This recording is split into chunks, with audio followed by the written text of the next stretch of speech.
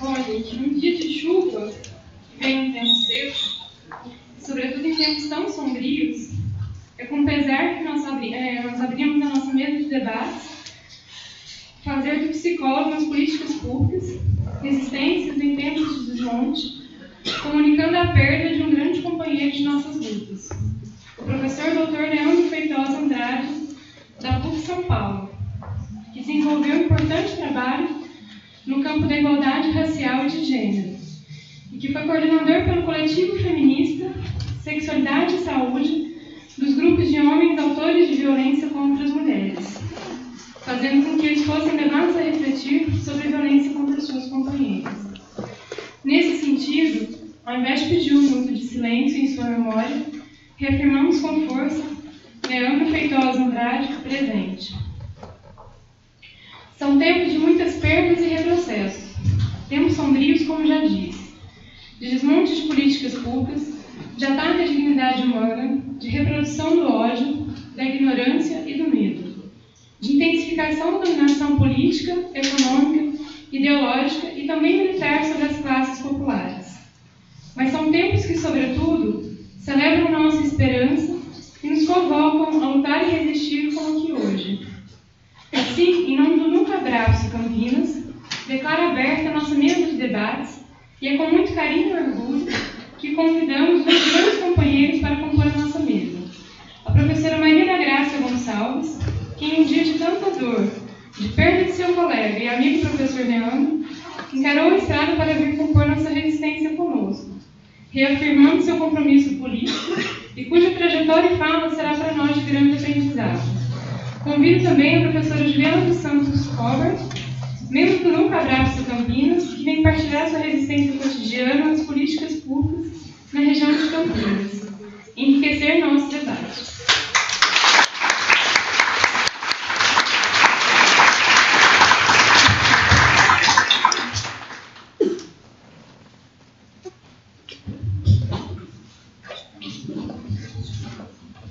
Eu esqueci de me apresentar, com tantas coisas para dizer. Eu sou Ana Carolina, psicóloga, professora da PUC Campinas e coordenadora do Nunca Abraço Campinas. Sejam todos bem-vindos.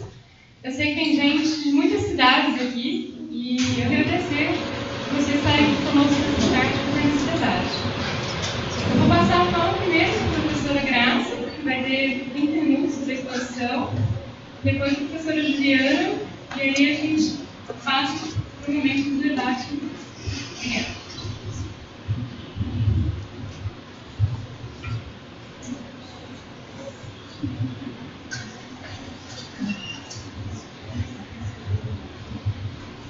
Boa tarde a todas.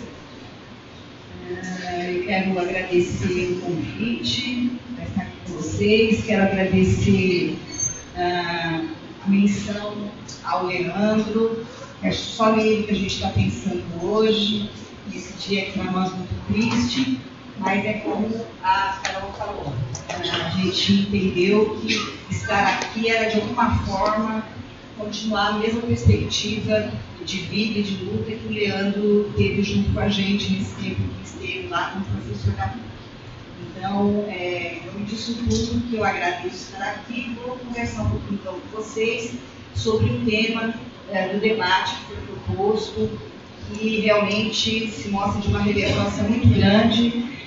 A gente tem que, cotidianamente, a minha avaliação, pensar sobre esse contexto que vivemos e pensar em como resgatar uma história que é recente, que é relativamente curta, mas que se mostra muito potente na indicação de caminhos para a gente fazer a resistência ao desmonte, né, como vocês estão aqui colocando, né, como resistir em tempos de desmonte. Então é um pouco, eu acho fundamental que a gente faça cotidianamente essa reflexão.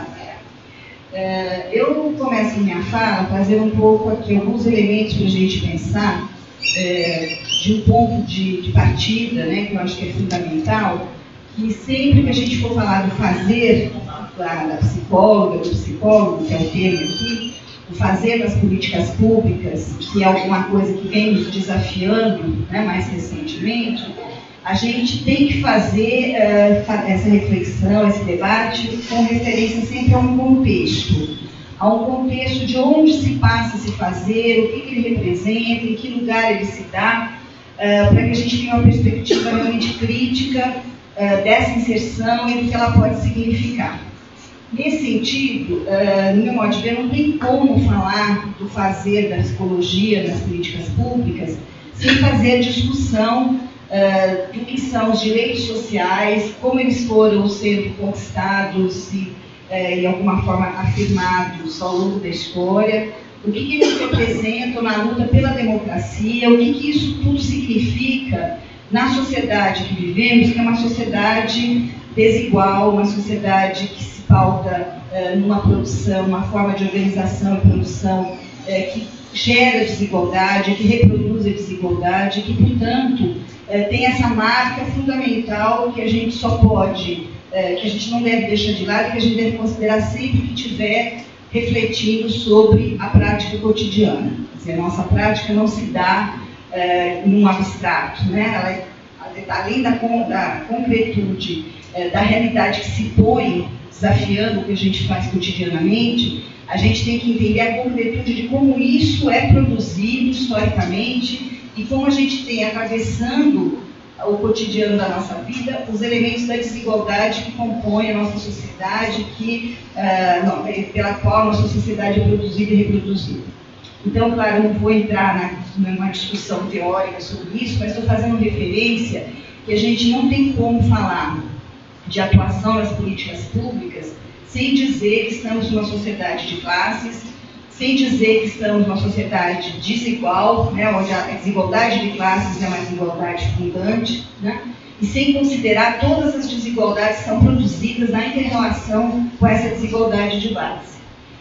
E nesse sentido, quando a gente fala em direitos sociais, em democracia, que são outros aspectos relacionados com as políticas públicas, com a atuação, com o fazer nas políticas públicas, a gente também deve fazer essa análise na referência, tendo essa referência da sociedade na qual acontecem as políticas e na qual, de alguma maneira, se luta por afirmar os direitos sociais.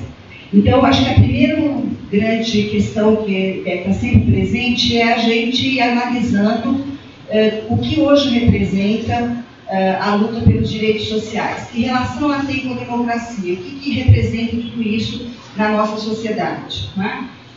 E quando a gente fala em desmonte, é porque a gente está considerando que alguma coisa estava sendo montada, né? Alguma coisa estava sendo produzida, alguma coisa estava sendo afirmada e implementada na direção de uma sociedade igualitária, de uma sociedade justa, de uma sociedade que fizesse, de alguma maneira, o enfrentamento da desigualdade. E, nesse sentido, a gente pode falar que a resistência ao desmonte, a resistência é avanços, né? E aí a gente precisa pensar que avanços são esses, temos que lutar efetivamente por segurar esses avanços, por resistir para que eles não sejam completamente perdidos. Então, acho que a primeira questão é essa, e aí eu acho que muitas coisas a gente pode discutir em torno disso, mas eu queria ter como eixo a discussão, como eu falei, dos direitos da democracia, pautados pela noção de igualdade, que é uma noção, a noção de igualdade, que a gente sabe, ideológica da burguesia, né? Uma noção que ideologicamente foi posta pela burguesia, portanto representa no modo de produção capitalista um ideal, mas que se torna abstrato quando é considerada como uma igualdade, né, nos preceitos liberais, naquilo que atende aos interesses de desenvolvimento do modo de produção capitalista, quando é pautada por uma perspectiva individual, por uma perspectiva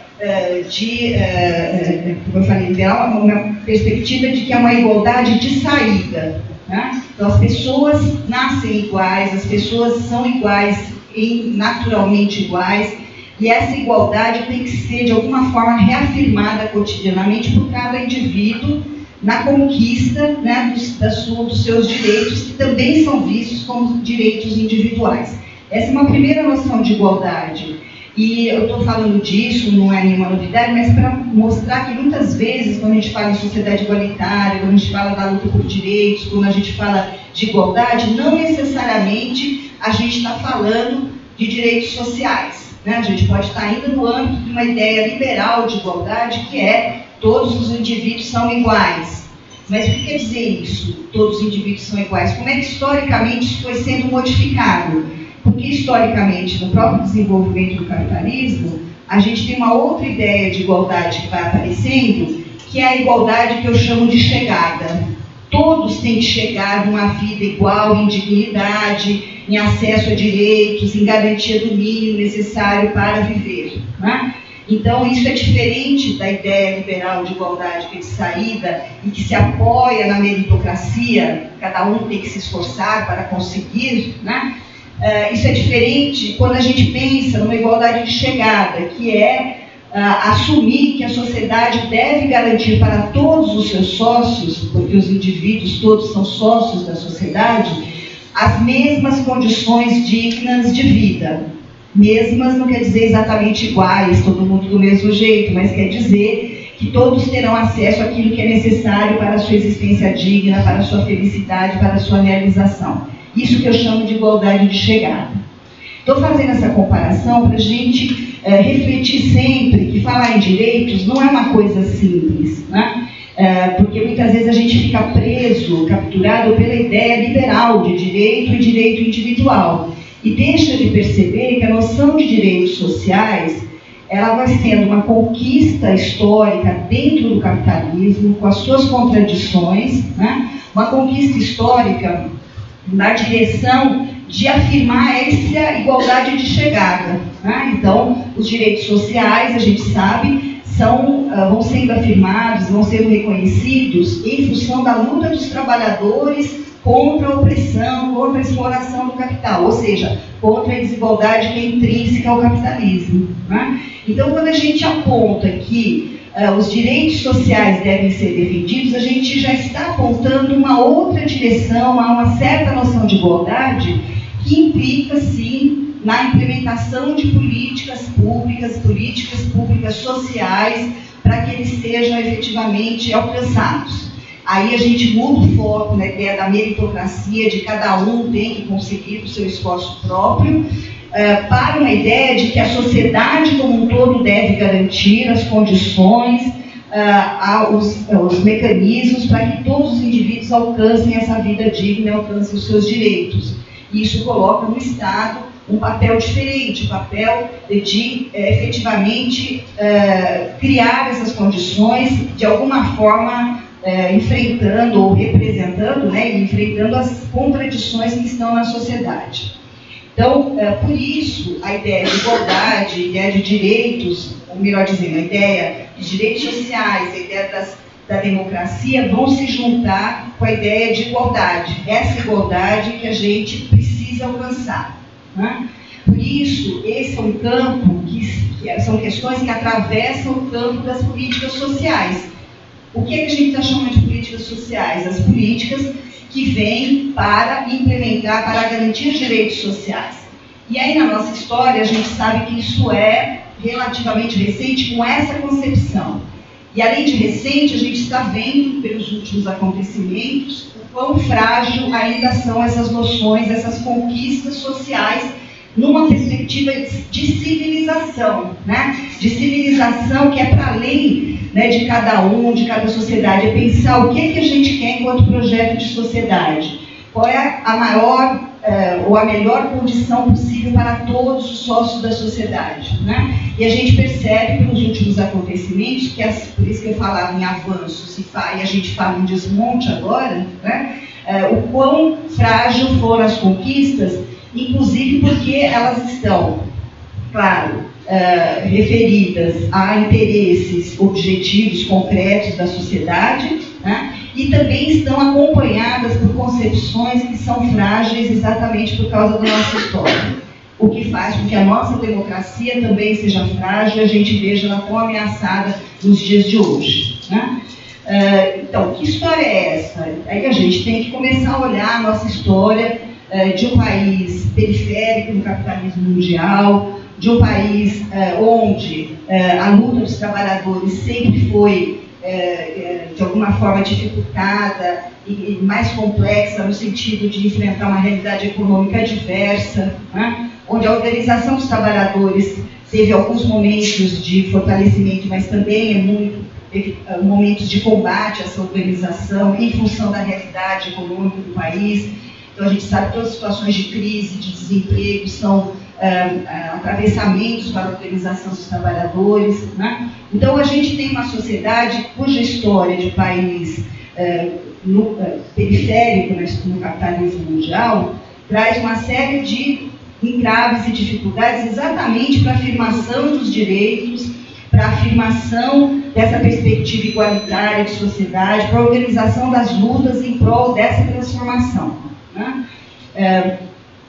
A gente sabe também que, em termos do desenvolvimento do capitalismo mundial, o neoliberalismo, né, traz toda uma perspectiva de enfrentamento das crises do capital ocorridas a partir da década de 70, meados do século XX para frente, né, que vão colocar aquela ideia, né, de que não é o Estado que tem que resolver, que na verdade o capitalismo sempre tentou, os interesses do capital sempre apareceram no Estado de uma forma a que os seus interesses fossem garantidos e reproduzidos, né? E o que a gente, portanto, sempre o mercado, né, foi a outra entidade da sociedade com a qual a gente disputa a questão dos direitos, a questão da igualdade, né?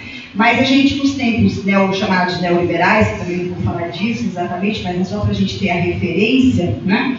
Nos tempos neoliberais a gente tem a perspectiva do Estado diminuto, né, do Estado diminuído, do Estado que troca, né, o seu papel de coordenador, ou de alguma forma de implementação das políticas sociais pelo mercado, né? Então é o que a gente tem assistido, com toda a perspectiva que a gente teve uma boa investida disso nos anos 90, logo depois da nossa Constituição de 88, né? E aí isso é importante da gente entender, porque a Constituição de 88 foi a primeira Constituição brasileira que afirmou direitos sociais e o dever do Estado de implementar políticas para garantir os direitos.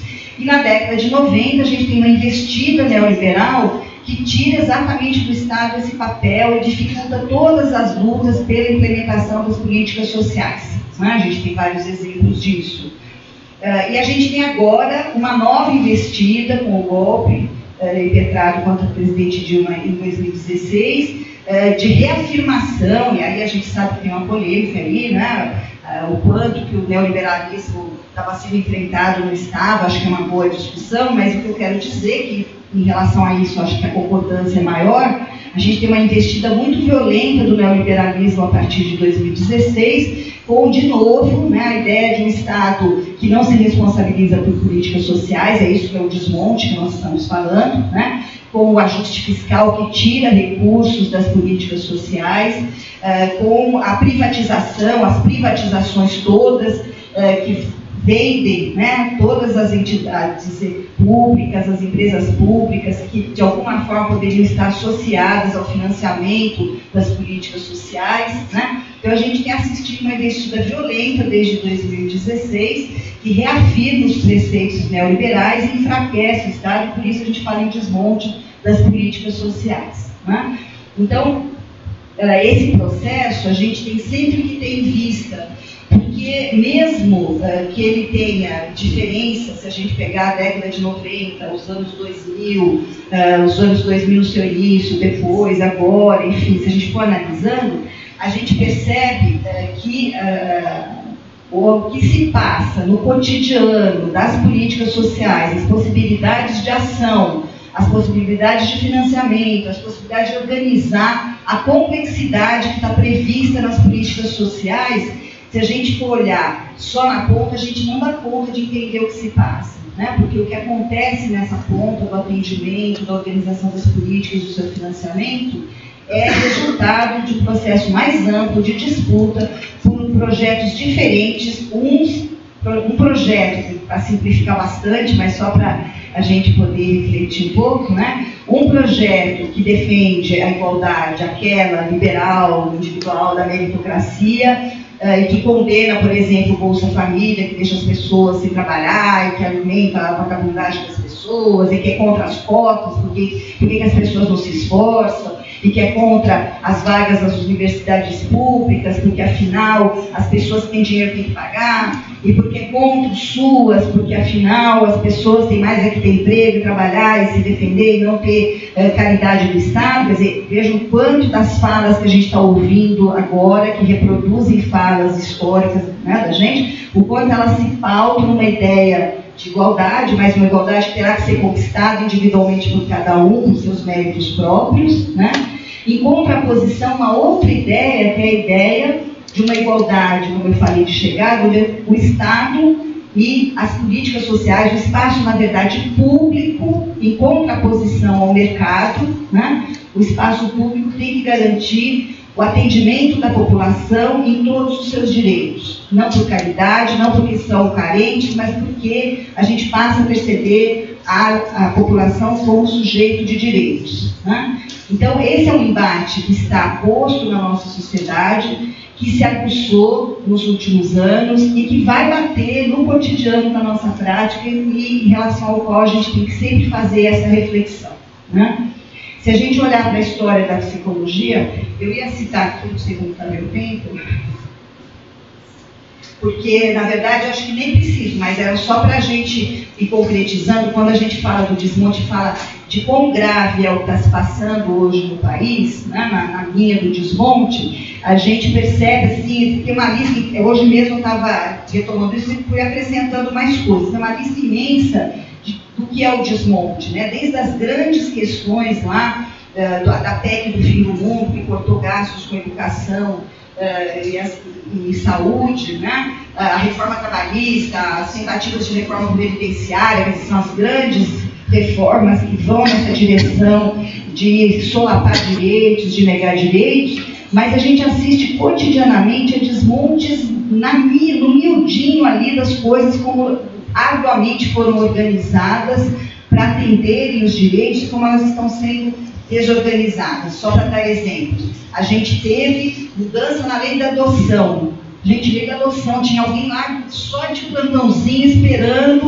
o golpe para no dia seguinte entrar com uma proposta de mudar a lei da adoção. Por que eu estou falando disso? Porque a lei da adoção que está sendo alterada, ela foi resultado de um longo processo de discussão em função de garantir direitos das pessoas. Quais pessoas? Aquelas atingidas por aquilo que a gente gosta de chamar, às vezes, de vulnerabilidade social, mas que a gente sabe que é muito mais complexo do que isso, né? Mas as pessoas atingidas por todas essas mazelas da vida social e que, por uma série de razões, têm dificuldade em cuidar dos seus filhos, né? E o que se propôs na lei da adoção é que todo o investimento às famílias biológicas para que a perda do pátrio poder e a adoção fosse a última solução e não a primeira, né? Isso tem lá uma série de detalhes da lei que falam disso, falam dessa perspectiva de reconhecer que as famílias têm direito aos seus filhos, os filhos têm direito às suas famílias, né?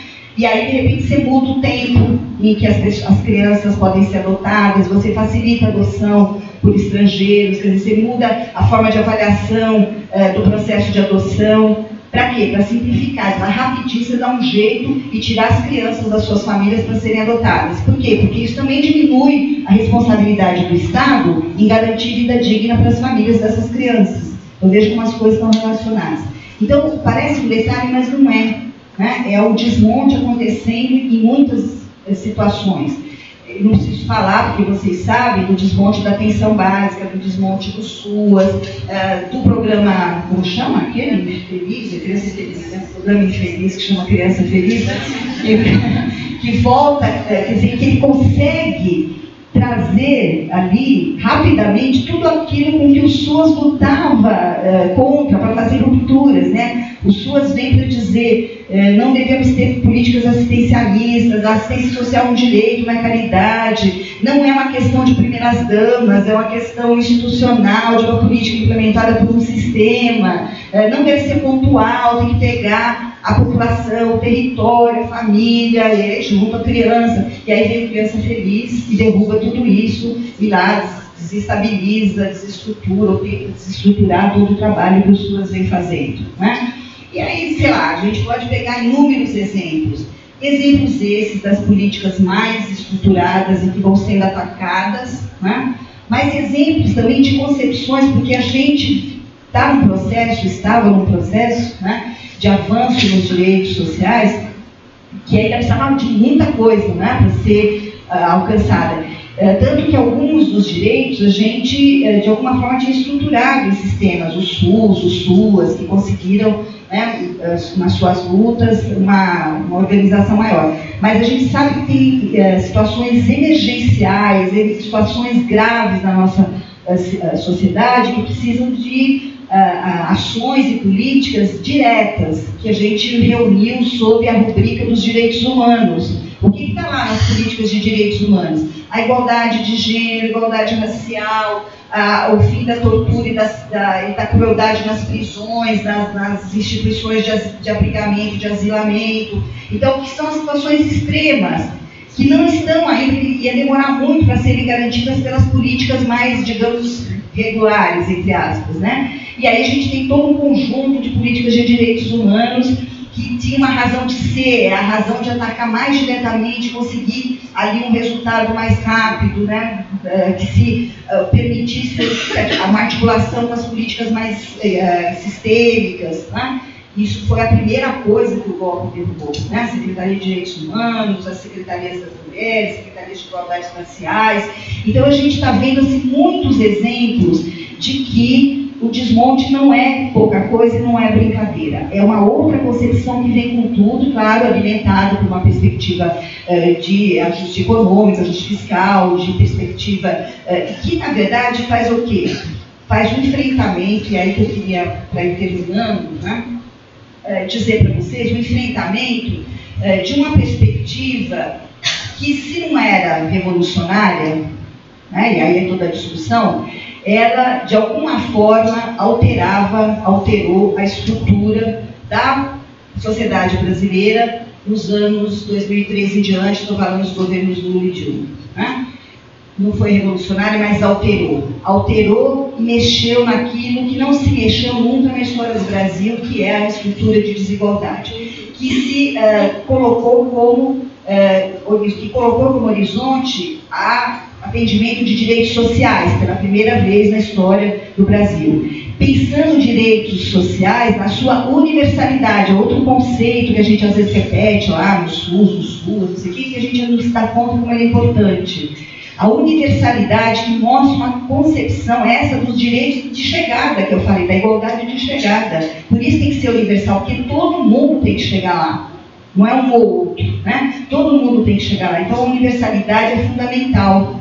E a universalidade das políticas, vocês sabem que é uma das primeiras coisas que foi atacada pelo golpe. Né? Quando a gente tem no Sul, o SUS sendo ameaçado exatamente pelo crescimento lá dos planos populares, da reorganização da gestão, do crescimento das OS na gestão dos serviços, e aí atrás das OS, interesses outros dos setores privados, que estão cada vez crescendo mais, e agora já descaradamente os defensores disso, dizendo que não existe essa ideia de atendimento gratuito universal, é impossível. Né? Essa semana no jornal, não lembro quem era, mas tinha lá uma entrevista com um especialista em administração da saúde, essas coisas todas, dizendo que essa ideia é impossível de ser realizada, que tem que ter sim saúde privada, que tem que ter sim serviço de saúde pago, que a ideia do SUS é impossível de ser realizada.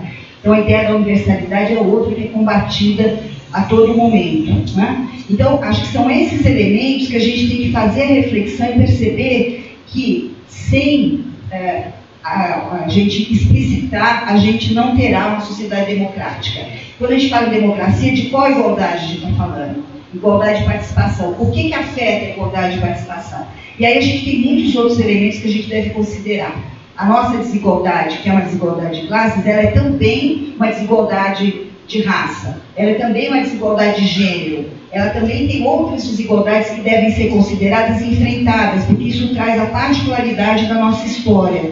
da história do Brasil, do capitalismo no Brasil, né? Então, também, essas políticas que trazem essa perspectiva da igualdade e da universalização tiveram que se haver com a especificidade da nossa desigualdade e, por exemplo, ter políticas específicas para a questão racial, para a questão de gênero, para outras questões que têm que ser olhadas na sua especificidade, que não é em si mesmo uma especificidade, mas é produzida pela própria história brasileira, pela forma como a escravidão atuou e incidiu e incide na nossa história, como o processo de colonização incidiu e incide na nossa história, todas as questões sobre as quais a gente tem que refletir. Por isso a nossa democracia é tão difícil de ser conquistada.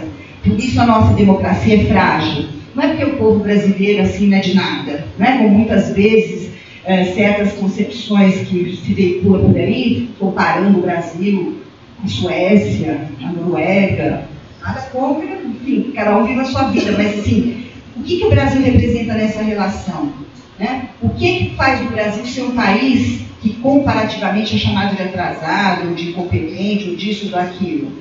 A gente sabe que não é essa comparação que vai explicar, mas é exatamente o processo histórico que é marcado pela escravidão, por uma ideia de subalternidade que atravessa as nossas relações, por uma igualdade que é entranhada na nossa subjetividade, uma desigualdade que é entranhada na nossa subjetividade. E são esses aspectos que a gente tem que considerar para falar de igualdade, para falar, portanto, de políticas sociais, de direitos sociais, para falar dos princípios das políticas, que é a universalização, o atendimento integral. Quem é esse sujeito integral? Né? O que a gente quer com isso? Então, todas essas noções têm que ser refletidas nesse contexto mais geral. E aí,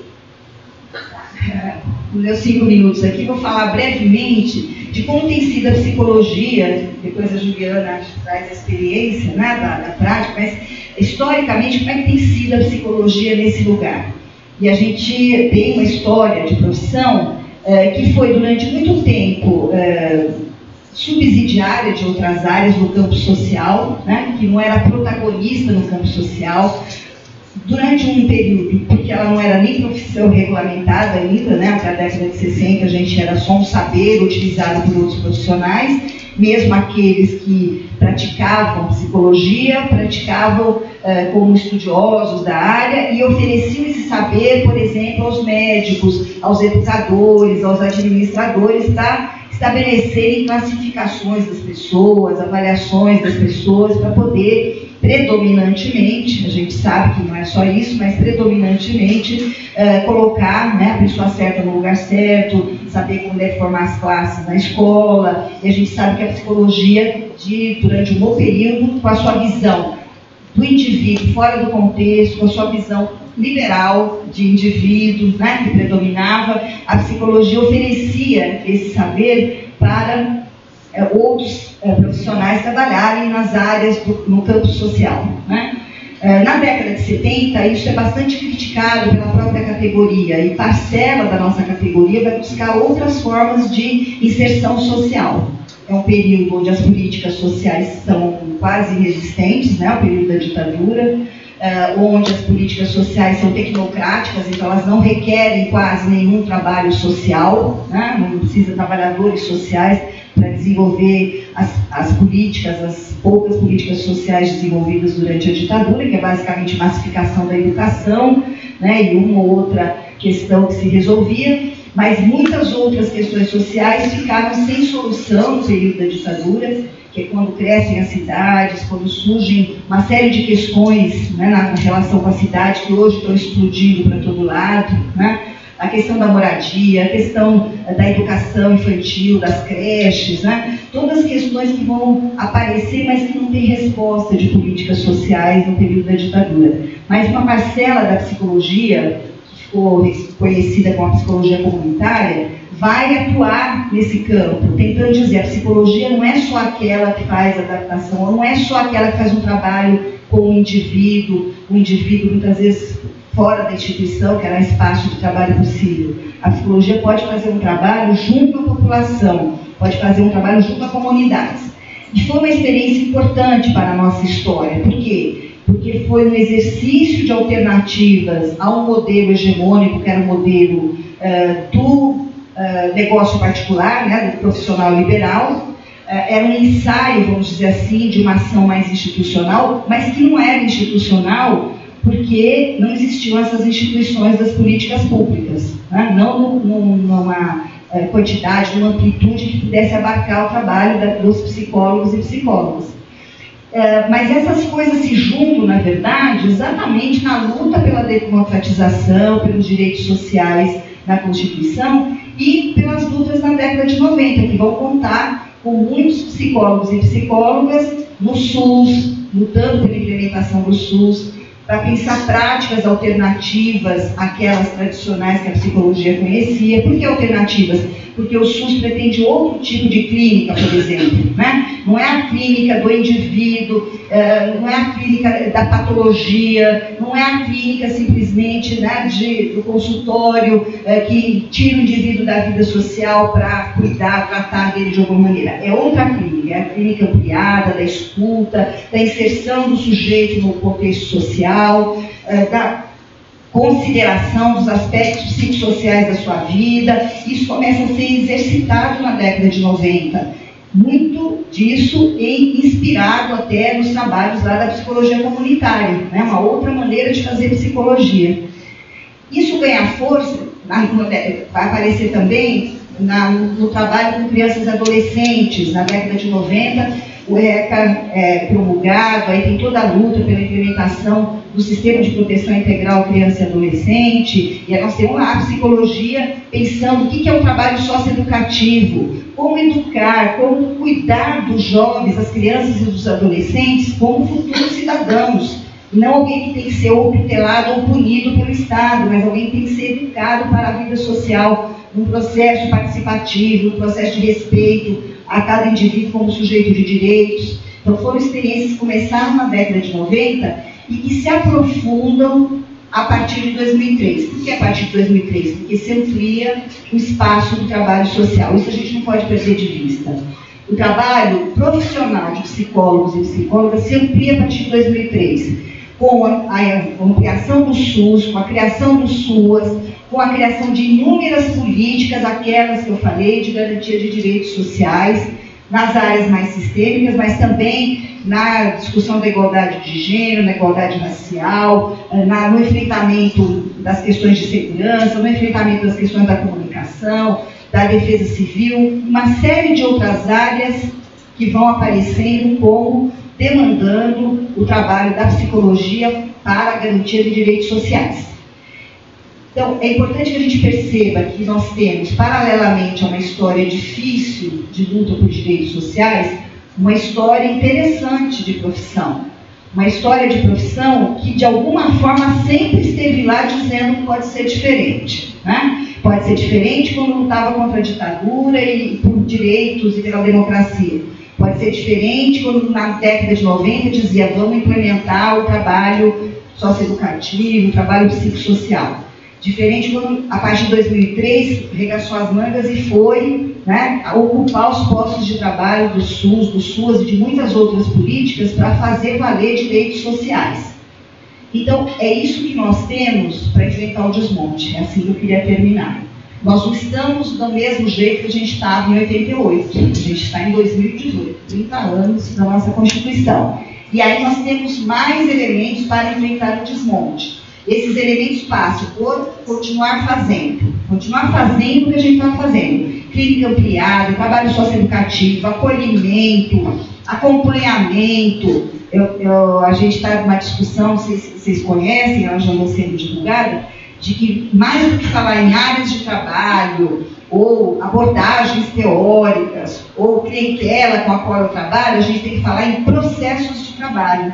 Porque a gente cita uma série de ações possíveis a partir do saber da psicologia. Então, é o processo de acolhimento, os processos de acompanhamento, os processos de mobilização, os processos culturais, os processos grupais, os processos terapêuticos, claro, também, os processos de formação. A gente alistou 15 processos nos quais os psicólogos e psicólogas estão envolvidos. Então, a gente está fazendo. Como é que a gente enfrenta o desmonte? A gente continua fazendo da melhor maneira possível, sem abrir mão dessa conquista profissional e política, e de concepção de sociedade e ética, que é trabalhar pelos direitos sociais. Então, acho que é não perder de vista essa possibilidade. E, para que isso realmente possa acontecer, acho que tem, como eu já falei, não perder de vista o contexto, quer dizer, a nossa prática acontece sempre dentro de um contexto e a gente tem que fazer essa reflexão sempre que possível, por isso um debate como esse considero da maior importância, né?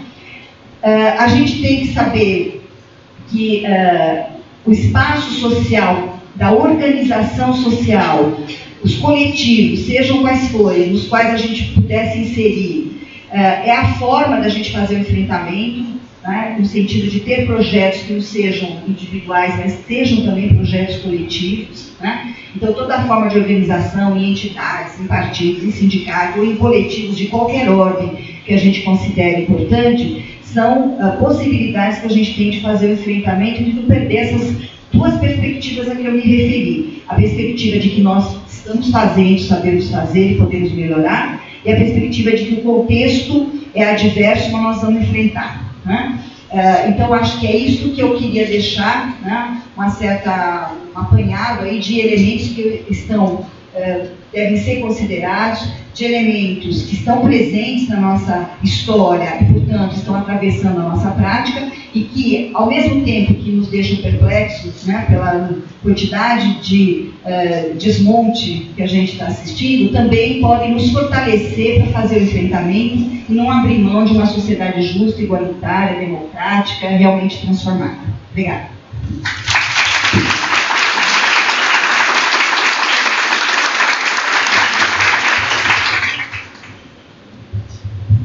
Boa tarde, gente. É um prazer estar aqui falando para colegas, alunos, alunas e com a professora Maria da Graça, que é uma das minhas referências teóricas. Então, é um grande prazer. É triste ter que falar sobre essa temática na nossa prática, nessa situação de desmonte político, de garantia de direitos, etc. E considerando essa questão de contexto, que é fundamental mesmo, eu vou falar um pouco do panorama, né? Esse panorama que a professora trouxe, mas do lugar do trabalhador. A gente está nesse momento social com muitas queixas, né? Estava falando nos espaços de trabalho, a gente está em, sei lá, agora meio de maio, fazia 2 semanas que o mês começou e estava todo mundo num cansaço. Né, um cansaço extremo, assim, parecia que era dezembro, depois de um ano atropelado, que o quanto que tudo isso, desse contexto social, tem impactado diretamente na nossa construção subjetiva, no nosso fazer. Então, é um aluno cansado, um trabalhador cansado, é um usuário cansado, então tem todo um sofrimento que esse panorama nos coloca, que precisa resistir, senão a gente não consegue sair de casa, levantar da cama, etc. E nesse sentido, está diretamente ligado também a um momento social que falar de sofrimento e de angústia a gente também foi tirando de pauta. A gente tem que estar feliz, tem que estar alegre, não podemos reclamar, tem que estar tudo muito up dentro dessa conjuntura que não é nada up, né, que é muito pelo contrário, enquanto que causa um sofrimento que eu nem posso falar sobre ele. Né? E aí isso também vai impactando o nosso trabalho. E nesse sentido, o quanto que esse trabalho fica frágil e inseguro para todo mundo. Porque daí você fala, terei emprego, não terei emprego, tem condições de dignidade de trabalho, não tem. Aí a gente se depara com todo o processo de terceirização das políticas. É uma pressão de todos os campos. Então você está na instituição, você não pode reclamar do seu salário. Você está numa instituição educacional, se você faz qualquer queixa, aí já tem, não, mas é assim, se você não quiser, tem um tanto de gente que quer. É essa a lógica do capital que nos coloca, né? Sempre numa perspectiva de que nós precisamos mais do que nunca desse espaço de trabalho e não podemos falar de todas as angústias ou quanto isso nos assola cotidianamente. E aí, nessa questão dos nossos saberes e fazeres, a gente acaba ficando enfraquecido. Por quê? Por causa das questões corporativistas. Né? E nessa questão corporativista, com essa herança da psicologia, a gente às vezes acaba ficando muito no individual. A gente não forma esses coletivos que nos dá esse lugar de Fortaleza, a gente não está junto nos espaços para garantia de direitos, e aí é um machismo mesmo, pela conversa, é muito dessa questão desse sofrimento que nos coloca nesse lugar de passivos. Né? O quanto que esse lugar, às vezes, é colocado por todos, inclusive em função da nossa história colonizada. A gente não teve uma história onde participar, lutar, construir fez parte da gente. Muito pelo contrário. Depois da ditadura, toda a participação era um processo feio, que é motim, que é bagunça. O que a gente escuta, né? Quando você vê qualquer pessoa mobilizada pelos seus direitos. Não, isso aí é baderna, isso aí é bagunça. Como se esse espaço coletivo, que é fundamental para o desenvolvimento saudável, para diminuir esse sofrimento, não fosse possível de existir. Porque a gente tem sempre um contraponto nos dizendo que isso não é legal. E nas políticas, né, quando a gente está lá na atuação, passa por todo esse processo. Então a gente tem a educação, historicamente, que nunca teve investimento. E aí a gente foi cada vez, o desmonte da educação, acho que a gente surgiu. Não sei se teve um avanço, né? A saúde ainda tem um processo histórico de muito envolvimento popular, muito envolvimento dos trabalhadores. A gente teve aí uma construção de fato do SUS, que agora a gente está com esse desmonte descarado, assim, né? Então você tem trabalhadores que não têm transporte para fazer uma visita, você tem sem condições de trabalho, você escuta às vezes que falta até insumo para atuação, enfim, são coisas que vão cada vez mais ampliando essa bucha que não podemos falar sobre ela. E assistência, que acaba de alguma forma com essa história de benesses, mas que passa direitos, sempre teve que dar com todas as outras políticas. Né? Então, todas as outras políticas que deveriam estar nesse cenário, a gente nem cita. Então, a gente não fala de mobilidade, a gente não fala da inclusão, a gente não fala da moradia. Né? Tudo acaba caindo na assistência, que é um espaço que quando que foi assinado em 2012, né, as suas virou de fato lei, e nem deu tempo ainda de estar estruturado. Por mais que a discussão comece anteriormente, ele ainda não está estruturado a ponto de, como no SUS, né, de uma resistência de fato. A gente ainda está tateando que tipo de serviço é esse, o que o psicólogo faz lá dentro, como é que a gente atua. Aí entra as outras crises da psicologia, né? Eu faço atendimento ou faço grupo? Eu entro para fazer socioeducativo ou eu fico aqui esperando? Eu faço buscativo, então ainda em construção desse processo de trabalho. Né? Como é que a gente atua? E todas essas políticas, eu falei das 3 maiores, porque as outras nem entram nesse cenário, sempre nessa perspectiva da terceirização. Campinas tem essa história da terceirização, né? Muito forte. A gente tem uma assistência 98% terceirizada, as OS agora ampliando todo o processo de terceirização da saúde, e agora com essa perspectiva da terceirização da educação. Né? E as outras áreas que a gente nem discute, nem fala, nem sabemos como é que está. E aí a gente fica tirando leite de pedra, né, gente? Quem aí está aí no trabalho fica vendo quanto que é dolorido tirar leite de pedra. E aí a gente fica nesse processo adoecedor e pensando, como é que eu dou uma resposta para o meu usuário? O que eu respondo agora? Se eu tenho uma terceirização, uma responsabilização do Estado, mas o meu usuário está ali solicitando qualquer possibilidade de atuação com ele, seja o Viva Leite, ou nutrir, não consegue ir até a unidade de saúde porque não tem transporte, está lá numa situação de vulnerabilidade de estrutura, seja na comunidade mais periférica ou mesmo nos centros que a gente vê o quanto que acontece aí de problemas em função da falta de estrutura que as nossas cidades estão passando. Né? E todas as outras políticas que não conversam nesse panorama para a questão do desenvolvimento desses sujeitos, que somos nós dentro dessa cidade. E aí o quanto que o nosso fazer fica frágil, né? O quanto que a gente tem uma fragilidade, porque se eu estou nesse processo de desmonte, eu não tenho para onde correr quando eu estou lá na prática. E aí volta esse assolamento do nosso sofrimento. O sofrimento do trabalhador, o processo que a gente fica sem saber para onde ir. Porque, bom, se uma política está mais ou menos, eu corro para outra. Só que a gente está nesse momento que a gente não tem para onde correr, né? E aí que chega o nosso processo de resistência. Eu estou falando de Campinas, gente, porque a minha experiência é Campinas e região. Mas a gente conversa com os colegas, nível nacional e outros espaços, e está todo mundo nessa mesma seara. E é que aqui a gente tem esse panorama da assistência, principalmente totalmente terceirizado, né? A gente vai criando estratégias para terceirizar, para achar que vai dar certo, e o negócio do embrólio. E aí, a nossa resistência, eu acho que é um pouco isso que a Graça trouxe, que é o que eu vejo na prática, é o continuar fazendo. O quanto que mesmo nesse panorama, a ausência de direito, o quanto que a gente não tem rede.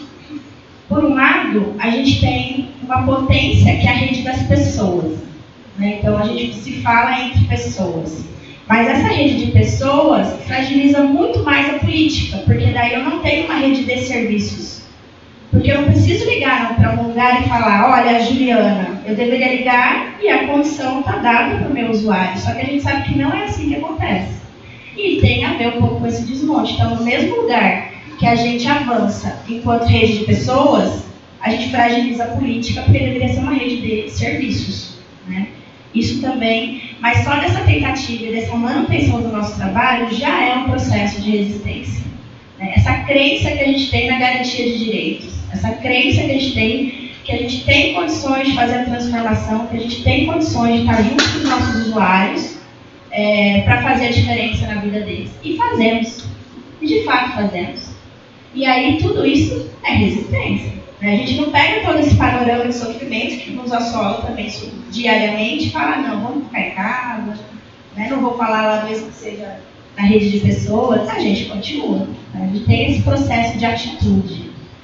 E a questão que a gente tem também desse processo de ainda tentar trazer esse usuário como protagonista, né? Não é nossa história, é muito difícil, né? A gente faz uma reunião, vem um, chama os usuários, vem dois, né? Chamam 150. O quanto que isso às vezes dá uma desanimada no nosso trabalho. Mas o quanto que isso também fala, não, continuemos tentando fazer com que cada pessoa que nos procure, que a gente atenda, tenha a possibilidade de ser protagonista da sua própria história. Quanto que a gente continua nesse processo. E trabalhar nessa formação socioeducativa, né? Que a gente faz isso o tempo todo. Às vezes a gente não dá esse nome, às vezes a gente nem sabe que faz isso, mas a gente faz. Né? Quando você trabalha em formação, quando você está lá no Conselho de Direito, quando você faz essa articulação da comunidade, tudo isso é um processo formativo, né? E que a gente é o nosso processo também de resistência. E aí eu acho que uma das fortalezas que a gente tem conseguido produzir mais, a Graça já trouxe isso, é o quanto que a gente tem conseguido de novo produzir coletivos. Né? A gente teve um tempo aí sem os coletivos e agora eu fico feliz e tenho visto cada vez mais os coletivos se organizarem, né? Da juventude, dos próprios psicólogos, até as reuniões que a gente tem da Abraps, o espaço do conselho sendo melhor, envolvendo outras pessoas melhor aproveitado, os grupos que surgem nas universidades, nas faculdades, os grupos de estudantes que avançam quando criam uma estratégia lá nos seus campos de estágio supervisionado. Então, acho que todos esses processos do fazer, lidando com todo esse panorama, é um processo de resistência que a gente tem. E é esse processo de troca e afirmação que também dá esperança para a gente, né? E dá esse gás para a gente conseguir olhar para tudo isso e ainda fazer, ainda avançar. Pensando nesse processo que é nosso, né? Do profissional psicólogo, de lidar. Como é que a gente lida com esse sofrimento psíquico, que a gente não está podendo falar muito sobre ele, para garantir direitos e para ter mais possibilidade de qualidade de vida para as pessoas. Eu acho que é isso que a gente faz o tempo todo em todas as áreas. E perdi aqui. O quanto que a gente tem que ter, então, nesse processo, que não podemos perder de vista, o compromisso social, o nosso compromisso junto com essas pessoas, na questão ética, no fazer não para pobre, mas com dignidade, não porque alguém tem, mas é porque a gente está acreditando naquilo. Né? Eu falo muito para os meus alunos que às vezes eles têm a fantasia de que grupo é para pobre. o SUS faz grupo. Não, o grupo é uma potência por si só. Enquanto que a gente vai promovendo isso de forma ética, de forma a trazer as informações corretas, e aí isso vira uma potência para os usuários. Né? Quando a gente sai desse lugar, eles continuam na sua organização, da sua comunidade, dos seus fazeres, né, do grupo de mulheres, gestantes, seja ele qual for. E para fechar, né, o quanto que a gente precisa também trabalhar nesse processo de formação. Né? Estou vendo aqui tanto de estudante. E o que a gente tem feito também na formação do profissional psicólogo? Né? Uma que a gente tem poucas faculdades que tem a disciplina de política pública, né? Acho que tem pouquíssimas, e algumas que tinha agora viraria AD, que eu acho que isso também é uma discussão que a gente precisa pautar. Tem a tecnologia, que não podemos mais fugir dela, mas o quanto que o EAD também desqualifica esses espaços coletivos, né? A troca, o discurso, a conversa, né? E aí eu vejo que as discussões das políticas públicas nas faculdades estão indo para a distância. Eu acho que tem duas situações. Além do capital, né, a gente precisa baratear as coisas sempre, principalmente das instituições privatistas, mas também a gente tem o desinteresse das pessoas. Né? Quando você fala assim, quem gosta de política? 2, 3 levantar a mão e ninguém torceu o nariz, já estão no lucro.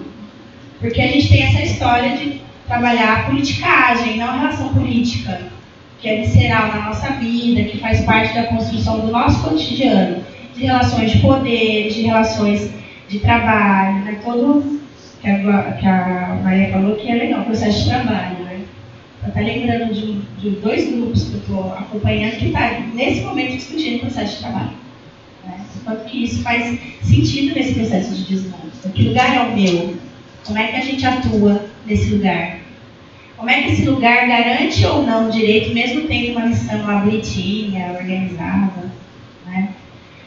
Então, acho que a nossa resistência passa por esse processo do coletivo, de estar junto, de estar discutindo, de estar ampliando, de trocar, de trazer as referências que a gente tem e fazer essa rede de fato de serviços, essa rede de fato de crenças que tem possibilidades de lutar e de estar junto com esses usuários para garantir todo esse processo de direitos sociais, não da BNS, né, da saída e não da chegada.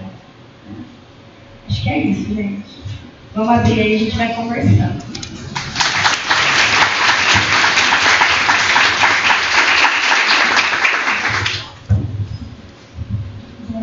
Bom, então fica perguntas. Acho que a gente podia fazer blocos, né? De perguntas, de 5 perguntas. E aí, só pedir para quem for perguntar, se puder vir no microfone, porque eu acho que fica melhor para escutar. O ar está fazendo bastante barulho. Está gravando também, a gente vai tentar colocar depois no YouTube mesmo. Tem 2 microfones? Só tem um mesmo. Alguma pergunta, gente? Melhor alguma questão, debate, porque acho que a gente está meio anestesiado, né? Experiências, comentários.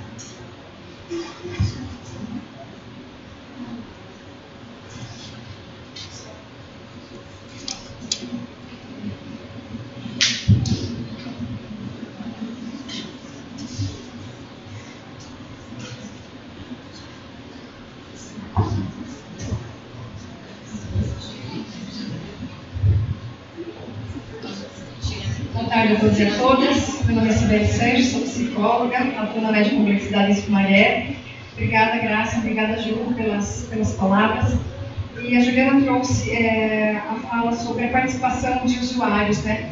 Eu vejo muito o caminho pelos conselhos de direitos, então a participação desses usuários. Então, eu gostaria que você apontasse também, a Graça, se puder contribuir, como que a gente vai garantir essa participação dos usuários, que essa participação não seja somente nas épocas de conferências, das pré-conferências, como que nossos territórios podemos fazer com que esse conselho, muitas vezes, também vá a esses espaços, tenha uma participação dos usuários, porque é nesses coletivos que a gente vai ter que construir. Né? Eu acho que é nesse momento de acompanhamentos, pensando nos ser paritários, não deixar somente que cheguem às conferências e como que a gente pode contribuir.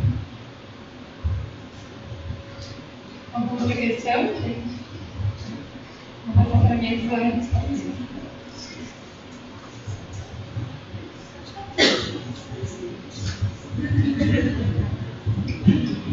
Esse é um grande nó, né, Sibeli? Acho que a gente trabalha com essa questão há anos, assim, como é que eu acolho a participação dos usuários.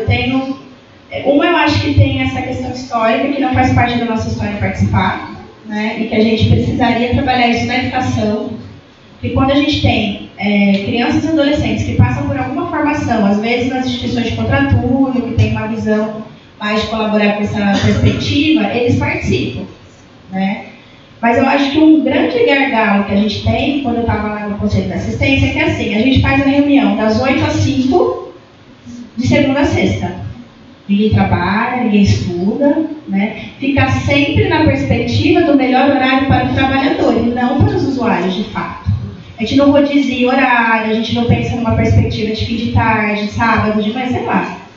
E a gente escuta muito isso assim, o usuário não participa. Já tem que entender tudo.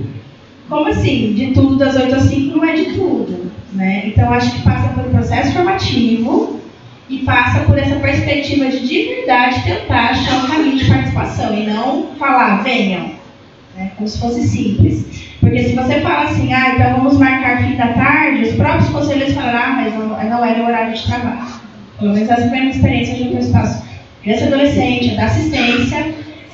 Agora eu sou suplente do Conselho da Mulher, e aí da mulher eu tenho visto um movimento diferente, que as reuniões se alternam nos horários, para dar possibilidade de participação. E aí, se eu não decodifico isso no meio do caminho, eu vou chegar na conferência, um monte de sigla, uma conversa estranha, que vai me dar sono, eu quero mais ir embora mesmo, né? Então, tem que ser processual, mas com possibilidade de participação. Não é o que eu vejo nos conselhos. Acho que a direção é essa que a Juliana falou, porque acho que ao mesmo tempo a gente tem que reconhecer que os espaços dos conselhos de direitos, todos os órgãos de controle social, as conferências, foram conquistas na Constituição de 88, né, a partir da Constituição de 88. Mas é isso, né, às vezes a realização é complicada. E acho que a gente tem que ir atualizando, inclusive, a compreensão de quais são os mecanismos de participação. Então, hoje existem já muitas questões, porque, ao mesmo tempo, são espaços importantes e que fazem parte de uma certa concepção de políticas sociais, né, de direitos que está lá na Constituição, mas a realidade mudou. E aí a gente ou olha para essa realidade e pensa como efetivamente a participação tem que se dar, ou a gente vai ficar só fazendo burocraticamente, que é o que, de certa forma, você falou, você marca sempre o mesmo horário, quem vier veio, quem não veio, não veio, né? Então, acho que tem que retomar uma ideia que a gente falava muito na década de 70, de 80, fazer trabalho de base, né? Mas só que faz trabalho de base, a gente relaciona com militância, não relaciona com atuação profissional.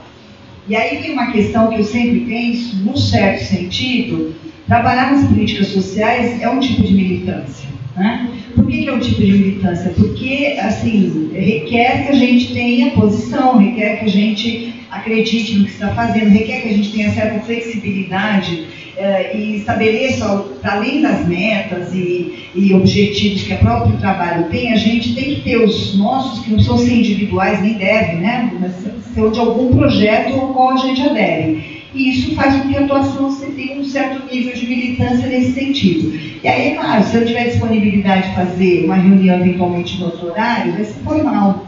A hora que cai o formalismo, você esvazia, né? Agora, pode ser sacrificado demais para o trabalhador.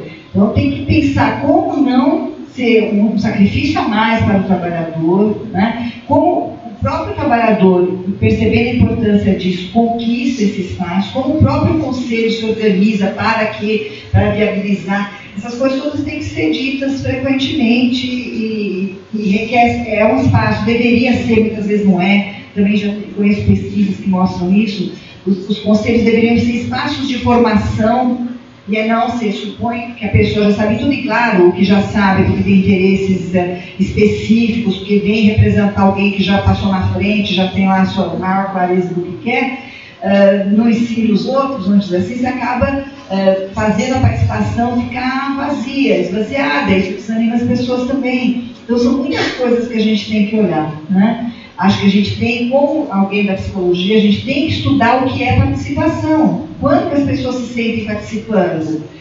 Quando que elas se sentem sendo ouvidas? O que é ouvir as pessoas? O que as pessoas sentirem que estão participando, deliberando e de alguma forma interferindo nas coisas, né? Então a gente precisa estudar isso e levar sempre que possível isso para os espaços de participação. Porque realmente depois de 30 anos, né, de tentativas, né, a gente tem muitos espaços que estão formais, burocratizados e esvaziados. Então a potência que eles tinham ficaram pelo caminho. Como é que a gente recupera, né? Acho que a gente tem que conhecer outras formas de organização, outras formas das pessoas se manifestarem e de alguma forma incorporar isso nesses espaços. As perguntas, gente? Tem uma pergunta que eu deixar minha para o final.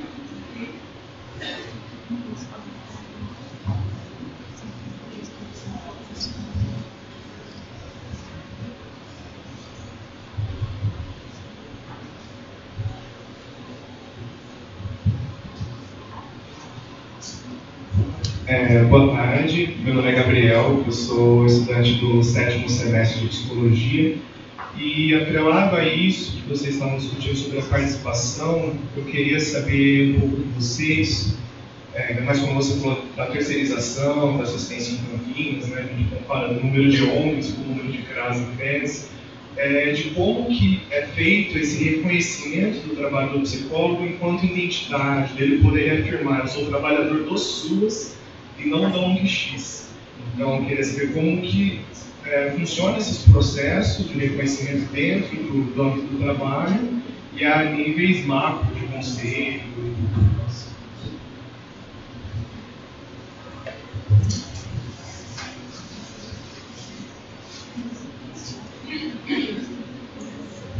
Boa tarde, meu nome é Daniel, eu sou psicólogo, professor universitário também, e trabalhei por muitos anos no SUS aqui de Campinas. E, na verdade, eu gostaria que vocês possam falar um pouco sobre as contradições desse fazer. Que quando a gente expõe uma ideia, ela parece que tudo acontece de forma lisa, né? Então tem a turma do lado de lá e a turma do lado de cá. Como se na prática e na nossa formação a gente não circulasse por todos os lados também. E muitas vezes desgostando disso, né? Então acho que é importante também a gente poder trazer um pouco dessa experiência do cotidiano, de como a gente pode emergir desse caldo, né? Quando a gente fala do mundo capitalista, é um mundo que nos formou também, né? Onde a gente tem estruturadas as nossas bases, a nossa formação, né? E pensando também na constituição de subjetividade desses trabalhadores, né? Desse psicólogo que trabalha nas políticas públicas. Como esses aspectos contraditórios da formação, tanto pessoal quanto profissional, eles muitas vezes vão implicar na constituição das políticas tal como estão, não como a gente gostaria, não como foram propostas, mas as políticas públicas da realidade.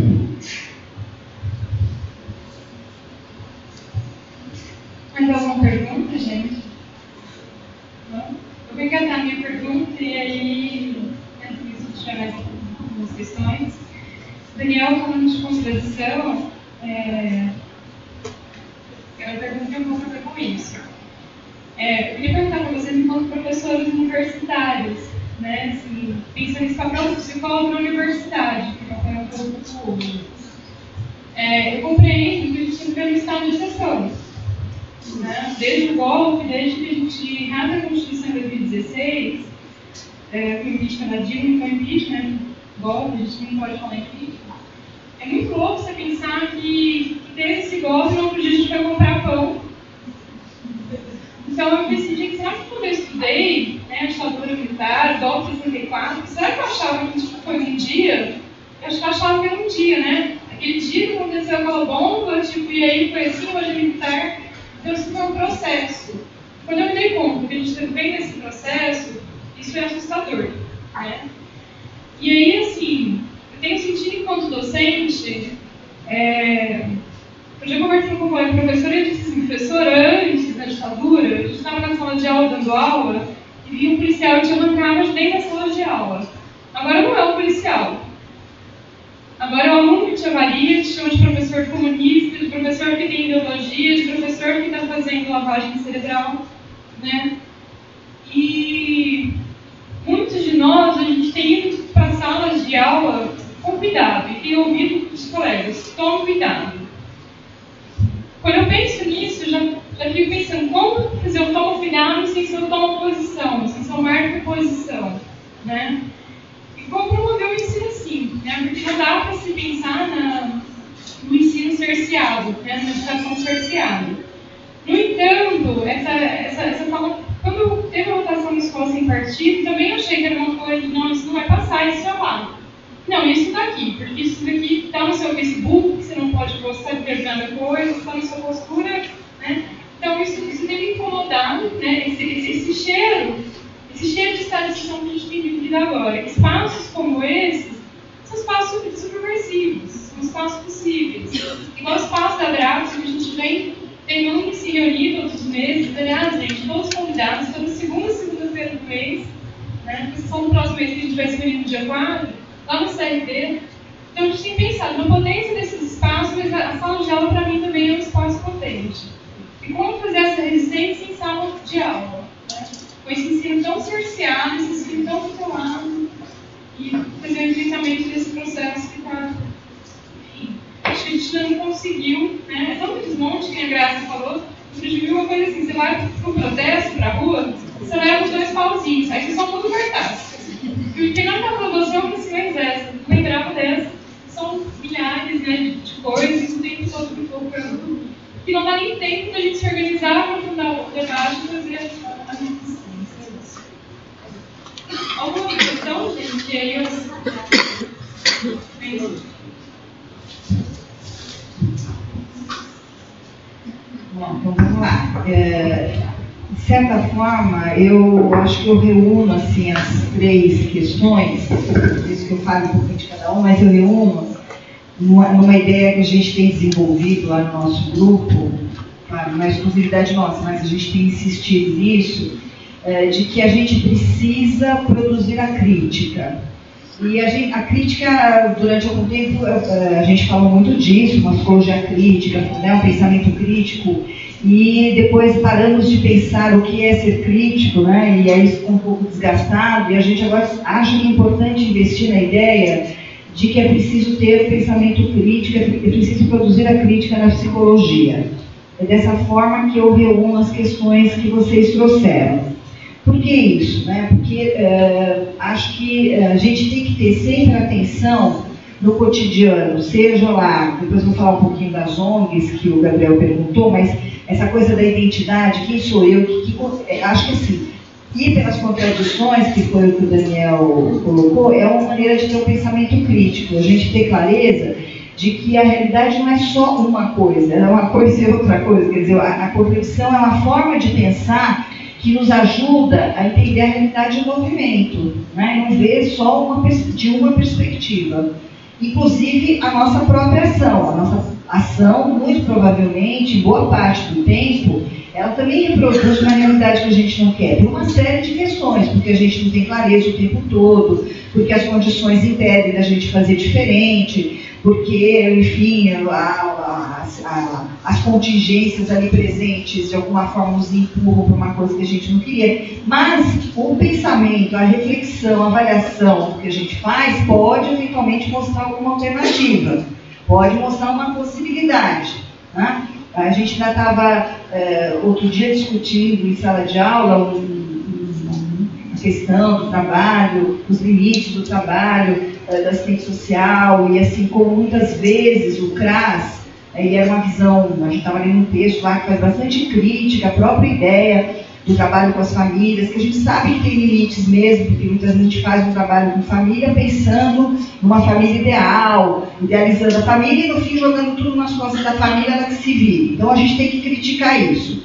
Por outro lado, né, a gente pode fazer um pouco diferente com a família, na hora que a gente dá uma escuta diferente, na hora que a gente dá algum espaço para manifestação. Então, o texto que a gente estava lendo criticava bastante essa forma da atuação dos ruas, né, que muitas vezes mantém as pessoas nesse lugar que negligentes, de que não faz o que precisa alguém fazer por elas, né? Mas aí a gente contava um caso lá, um caso daqueles bem, vamos dizer, né, com todas as vulnerabilidades que a gente gosta de citar. E ao mesmo tempo dizia assim, essa pessoa ia frequentemente ao CRAS. A gente fala assim, gente, olha lá a contradição. É uma pessoa que tem todas, vamos dizer assim, as questões, tem todas as dificuldades, que a política, de certa forma, não responde, mas que vai frequentemente ao CRAS. Por que ela vai no CRAS? O que ela está dizendo com isso? E a gente não percebe, né? A não ser repetir, né, na nossa contradição, repetir que é uma negligente, ela não faz, não adere, não faz o que está dito, não traz os filhos, não cuida dos filhos. A gente só sabe apontar o que ela mesma, de alguma forma, já vive, né? Mas e essa potencialidade pequena que seja, que faz com que ela volte ao CRAS? Né? Por que isso acontece? O que tem ali acontecendo que a gente deixou de perceber quando a gente vê um caso como esse? Então, é uma coisa pequena, mas eu só estou querendo mostrar assim, como às vezes a gente passa batida a contradição. A gente não vê nem de um lado nem do outro, né? Ou a gente só não vê a própria atuação reprodutora, né, e não transformadora, ou a gente só fica no nível da crítica e não percebe coisas pequenas que sejam, mas que a gente poderia estar fazendo, porque exatamente a gente deixa de pensar pela contradição. E, provavelmente, dar uma outra escuta a essa mãe que ia lá sempre no CRAS, sempre do mesmo jeito, mas o mesmo jeito da mãe, será que não tem a ver com o mesmo jeito do técnico que atendia? Quem é que estava indo sempre do mesmo jeito, vamos dizer assim, né? Então, se de repente se muda ali aquela escuta, isso não altera, não é um jeito de pensar pela contradição? Então é verdade, muitas vezes a nossa prática também fica cristalizada. E você já tem os clichês todos para dizer, a família isso, a família negligente não adere, não vem na reunião, não faz, não segue as coisas que tem que seguir. Nossa, essa gente, até essa ideia que a gente fala, essa gente é assim mesmo, essa gente, que até o texto lá do Luiz Saraiva que tem esse título, né? Que trabalha o quanto isso é uma construção do serviço que deixa a família, o indivíduo, o usuário no lugar que ele estava, né? Não tem nenhum movimento aí. Qualquer movimento aí ele quer pensar pela contradição, né? E pensar pela contradição é ter um pensamento crítico, é não se contentar com o que está posto, é pensar para além do que está na nossa frente, é minimamente querer pensar, mas podia ser diferente, né? Como isso se produziu, que é outro elemento do pensamento crítico. Como isso se produziu? Por que essa mãe é assim? Cheia de vulnerabilidade. Mas é pouco falar isso. Por que ela se produziu dessa maneira e chega aqui sempre dessa maneira? O que está acontecendo? O que eu estou deixando de ver?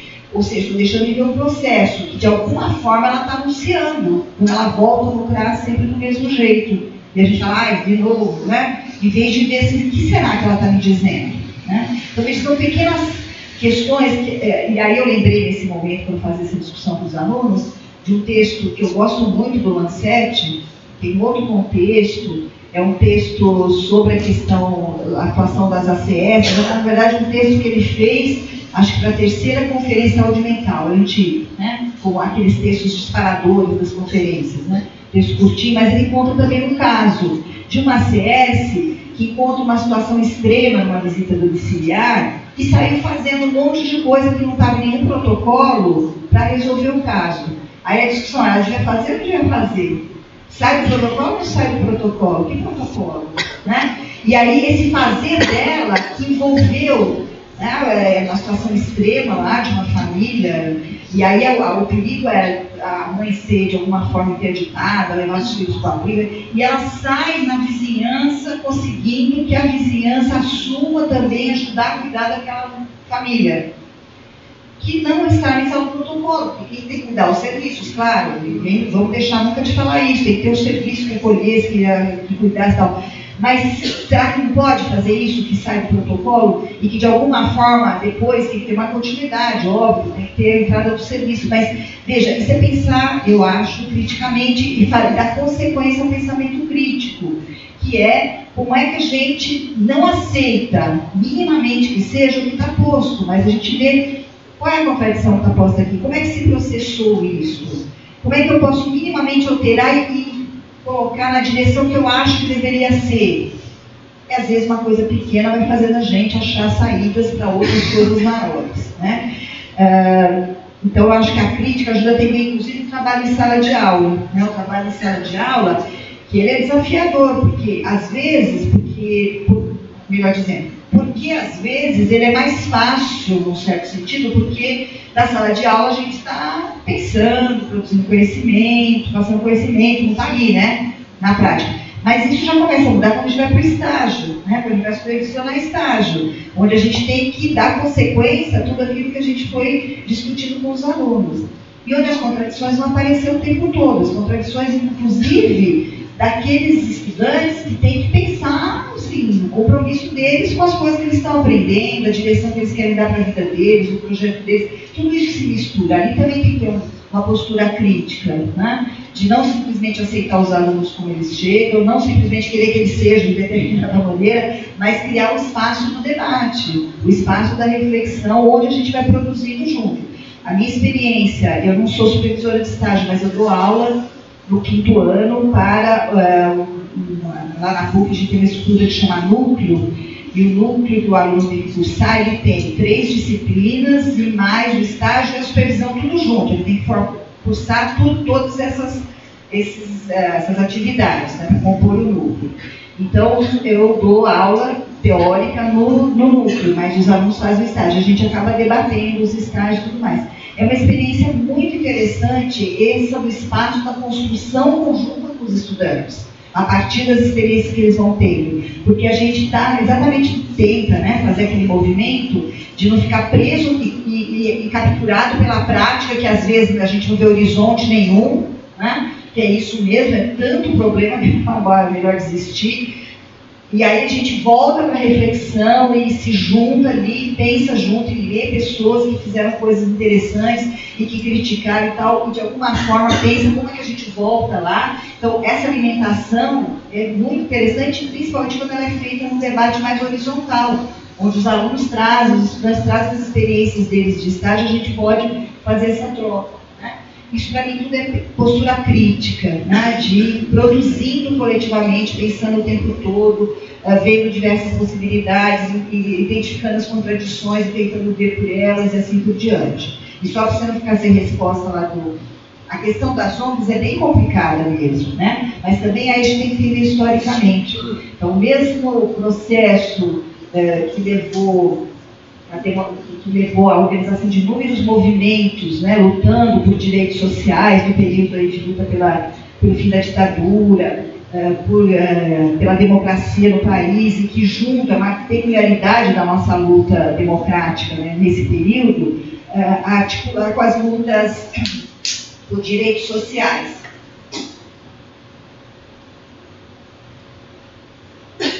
E esse mesmo movimento organizou, né, muitas vezes e gerou as ONGs em muitos espaços, quer dizer, movimentos de bairro, movimentos de mães, movimento por creche, movimento de moradia, viraram ONGs, né? E aí a gente tem isso num contexto que é o da década de 90, de um neoliberalismo ali galopante, que também achou muito interessante que a gente tivesse trabalho voluntário, que tivesse trabalho terceirizado, que o terceiro setor fosse valorizado, e isso foi realmente uma forma de executar as políticas, que atrapalhou muito pela fragmentação, pela desresponsabilização do Estado. Então, recuperar isso depois, quando a gente vai discutir, por exemplo, vou pegar o exemplo de criança e adolescência, tem um monte de ONG fazendo trabalho nas medidas socioeducativas. Vocês sabem que é um custo transformar isso no SINASE, e mesmo assim continua sendo um custo fazer o SINASE valer. Então, qual que é a lógica aí? É tirar essa fragmentação e produzir um sistema nacional socioeducativo com alguns parâmetros fundamentais que fossem respeitados por todo o trabalho socioeducativo. Você não ter, né, desde conversão religiosa até, sei lá eu o quê, passando por diversas outras coisas. Então, Foi uma tentativa de fazer uma articulação dos trabalhos. Claro, tem ONGs muito sérias e com trabalhos muito interessantes, mas é fragmentado o trabalho, independentemente da qualidade que a gente possa encontrar, né? E aí isso vai atrapalhar mesmo a questão da identidade, porque você se filia, às vezes, está atravessado o trabalho, e isso se mantém, a gente sabe, né? Porque uma forma de expandir os trabalhos da assistência social foi contar com as ONGs que já faziam esse serviço. Acho que tem tentativas na política, que são todas as tipificações, todas as normas técnicas, toda a legislação, que tenta fazer a mesma coisa que os sinais, quer dizer, dar uma certa organicidade ao trabalho que é pulverizado. Mas isso requer fiscalização, requer acompanhamento, requer monitoramento, é super complicado. E isso, com certeza, atrapalha a identidade do psicólogo, da psicóloga que está lá. Acho que o CREPOP, nos seus documentos dessas áreas, né, da área de medidas socioeducativas, da área, enfim, dessas que, basicamente de medidas socioeducativas, mas acho que tem outros, né, políticas, todas essas políticas que estão mais realizadas mais predominantemente por meio de ONGs, né, de terceirização via ONGs, isso está em alguma medida refletido lá nos documentos de referência do CREPOP, porque é um atravessamento complicador, quer dizer, viabiliza por um lado o trabalho, e a gente encontra trabalhos muito sérios e muito interessantes, exatamente porque são feitos por grupos, vamos dizer assim, mais independentes, mas tem, por outro lado, a descaracterização, o tudo pode, enfim, a não realização efetivamente da política, né?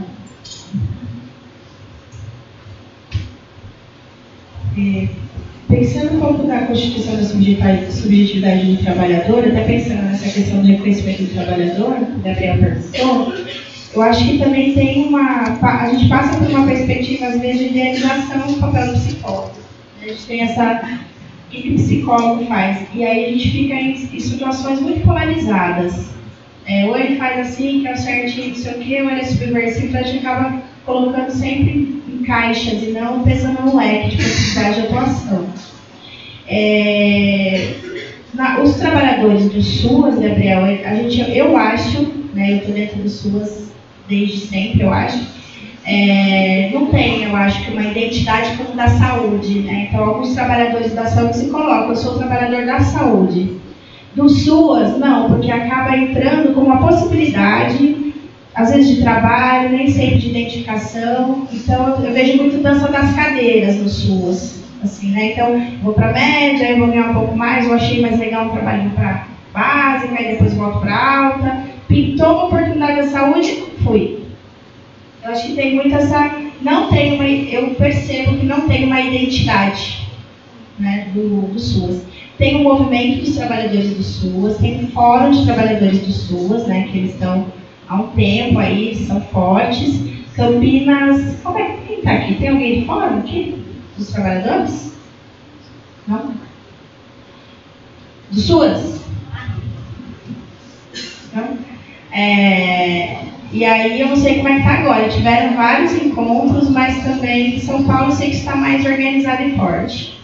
Mas eu não percebo um reconhecimento enquanto trabalhador dessa política, até porque eu acho que é uma política bem recente. Né? A gente tem as ONGs, de fato, muito importantes, que entram no buraco do Estado, mas a gente às vezes não vê a perspectiva dessa saída. Né? Então eu faço um bom trabalho, mas eu acabo me rendendo, e de um lado, pela responsabilidade, lógico, né? Assim, né? Fechar as portas hoje lá de todos os usuários, porque a gente sabe que a política não tem condições de acolher. Campinas, até ontem, o CREAS era porta fechada. Né? Como é que você tem dentro de uma política um CREAS de porta fechada? Enfim. E aí acho que isso reflete diretamente na formação, né, Carol? Acho que a gente fica nessa também idealização desse aluno, como é que a gente constitui, e concordo com você. Eu acho que entra nesse panorama aí de como é que a gente lida com essas coisas, e de um aluno, principalmente da gente que está em instituição privada, muito esperando as coisas acontecerem. E não se envolverem para que essa transformação passe por ele também. Então fica essa sensação de que, meu Deus, se eu estou falando, eu vou ser culpabilizado também por uma possibilidade de construir um pensamento crítico. Né? Então, quando você leva várias possibilidades de discussão, nem sempre é compreendida dessa forma, porque passa por crenças, valores e o momento social que a gente está vivendo. Bastante fragmentado. Né? Ou eu sou isso, ou eu sou aquilo. Mas se você pensa assim, você é assim. Né? Você não pode ser outras coisas. Você não tem um leque. É sempre binário. Ou é isso ou aquilo. É isso ou aquilo. Então, eu acho que isso passa pela construção da subjetividade do trabalhador, a não identificação também de algumas áreas, que impacta diretamente na postura dos nossos alunos dentro das faculdades, das universidades. Mais alguma pergunta, gente? O microfone tem a frente agora.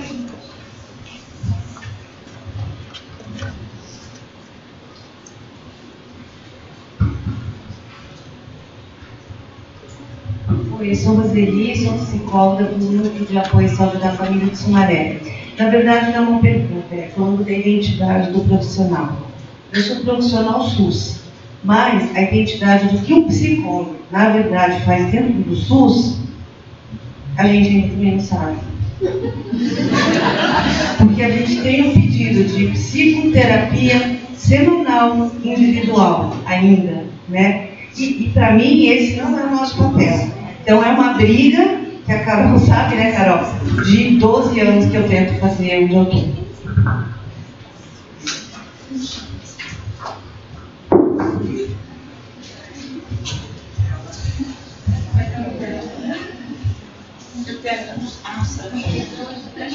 Melhor isso aí. Deixa eu ver se aqui.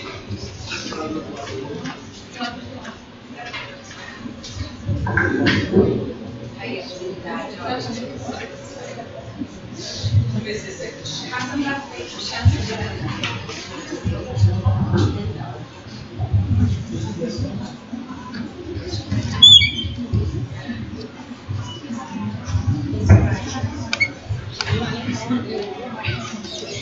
Esse aqui já deu, não?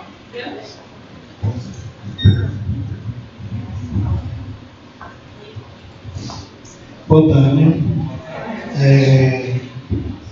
Primeiramente é um prazer estar com vocês, principalmente falando de um tema que eu bato muito nessa questão de se falar em relação a políticas públicas. Ouvindo política pública, e a gente tem, a maioria das vezes, não uma opinião totalmente formada, mas a gente, com o passar do tempo, acaba tendo de formar essas opiniões. As questões sociais, né? Ainda mais se tratando do SUS, se tratando dos profissionais de psicologia, tratando dos profissionais hoje que eu estudo serviço social, junto com o nosso grupo que está ali. Dentro de Campinas, nós temos uma dificuldade muito grande entre a questão dentro do espaço dos postos de saúde, onde o psicólogo ele não sabe ao que ele vai atender, né? Tanto que eu sou muito chamado na questão de ajudar o psicólogo, porque muitas vezes a informação que eu tenho é diferente do psicólogo, né? E para eu chegar nesse psicólogo e falar, para a gente poder atender esse público é diferente. E às vezes não há uma conversa entre a pessoa que faz o serviço social e o lado da psicologia, para a gente chegar num contexto só. E eu entendo muito que assim, nós falamos de políticas públicas, mas a gente esquece, num amplo debate como esse, não é que eu esquece, eu entendo que assim, a gente tem uma certa dificuldade de chamar administradoras que a gente deveria cobrar em relação a políticas públicas, num espaço como esse, para cobrar grandes situações que a gente debate constantemente. E essas situações são que mais aflige, porque eu acho que de cada um, de cada cidade, das pessoas que vêm de cidade diferente, sente essa dificuldade ou necessidade de ter pessoas que respondam em relação, porque eles são administradores, eles foram colocados dentro do centro para poder administrar, só que eles não respondem por isso. As pessoas que estão do lado de fora, que tem que atender, ele tem que fazer várias demandas, tanto de um lado para o outro, só que a pessoa realmente que deveria estar aqui para poder responder as questões como essa, professora, ela simplesmente só vem atrás de uma mesa. Na hora que a gente cobra, fala dentro do ônibus, conversa com outras pessoas, que deveria falar, olha, você deve cobrar mais do poder público. Né? E, infelizmente, isso não acontece. Porque ela não tem a informação direito, porque ela trabalha, ela não tem tempo. Ela não tem o entendimento ou não procura entender isso. Ela quer que outra pessoa também faça essa parte. Então, a gente está discutindo em grau de diferentes proporções. Mas eu entendo também que, se não há um administrador, para a gente poder questionar essa parte, falar, olha, nós fazemos várias rodadas de conversa. Vocês são convidados, mas vocês não aparecem. Como a gente pode discutir e, mais além, melhorar as questões da casa, a questão do serviço social, a questão da psicologia, para melhorar para a população, sendo que essas pessoas não aparecem em discussões como essa. Então, fica aqui a minha questão de não só pergunta, mas de desabafo, porque a gente, como estudante de serviço social e estudante de psicologia que nós temos aqui, e já as pessoas da área, sente muito essa falta. Às vezes a gente fica de um lado para o outro. E as discussões, ela tem que ser em um outro grau para poder cobrar e falar, olha, você está indo, né? Todos nós cobramos. Só que isso tem que ir no outro patamar. Tá? A gente só pede que a gente discute tudo, mas a gente só precisa cobrar de quem senta na cadeira e fica lá esperando. Mais 4 anos. Obrigado pela atenção. Washington. Mais alguma pergunta, gente? Vou então encerrar as questões e encaminhar para a mesa.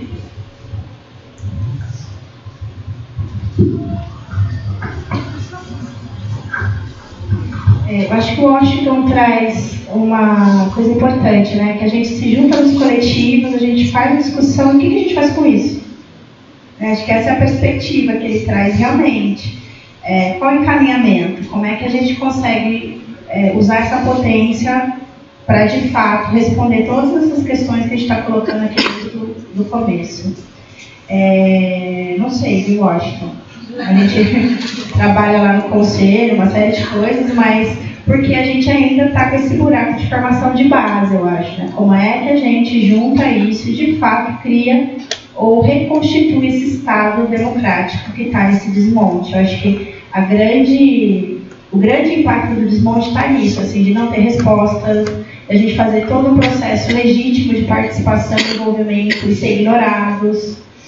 Então, eu acho que isso é o que mais acomete o cotidiano do trabalho. Eu tenho todos os caminhos, eu percorro todos eles, mas ele é desrespeitado. Né? Acho que é uma coisa que a gente pode pensar, né? Como é que a gente encaminha as coisas daqui?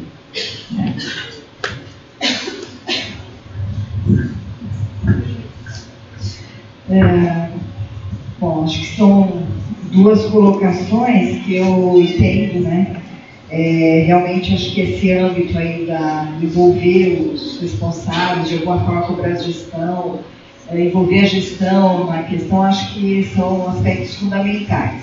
E é isso, às vezes a gente consegue um pouquinho, mas às vezes não consegue, a depender de quem é a gestão, de como ela pensa, a própria administração do serviço. Mas a gente tem vários mecanismos também, principalmente no SUS, né? O SUS tem alguma coisa, que de alguma maneira cria lá espaço de reflexão sobre o que se faz, como se o serviço é administrado. Então, acho que assim, tem que achando os espaços. Juliana falou, vamos pensar na consequência das reflexões que a gente faz.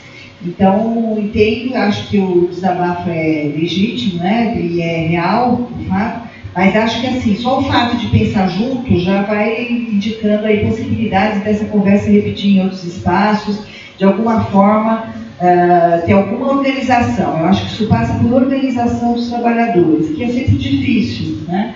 Mas que tem que ter para a gente fazer o enfrentamento das questões. Então, acho que todos nós temos essa tarefa, né? Eu falei agora há pouco, estou bem antiga hoje, né? A gente falei agora há pouco do trabalho de base, agora estou falando de organização dos trabalhadores, que assim, eram palavras de ordem lá na década de 70, né? E a gente achou que meio estavam resolvidas essas coisas e de repente a gente percebe que essas coisas não se resolvem nunca, enquanto a gente tiver uma sociedade que explora o trabalho, que é desigual, que, enfim, não dá espaços de participação, que ideologicamente vai capturando as pessoas. Então, a nossa atenção a tudo isso é sempre importante. Então, acho que são receitas que a gente retoma, né? No bom sentido de retomar a receita de fazer o trabalho de base, fazer a organização e ter espaços coletivos e ter os projetos. E eu acho, Roseli, queria te provocar, aí, eu acho, Roseli, que tem sim uma identidade, né? E, de certa forma, o Washington passou por isso também. Mas, assim, não é aquela identidade que a gente idealiza, né? Ou que, às vezes, a gente também reproduz e faz a sociedade continuar acreditando que o psicólogo é aquele ser especial. Não é. Eu acho que quando você diz, eu trabalho lá tanto tempo e não vou fazer psicoterapia individual porque não é o caso, então, você já mostrou qual é a identidade. A identidade do trabalho que é pensado na equipe multiprofissional, na estratégia de saúde da família, na clínica ampliada, na atenção básica, é outra lógica.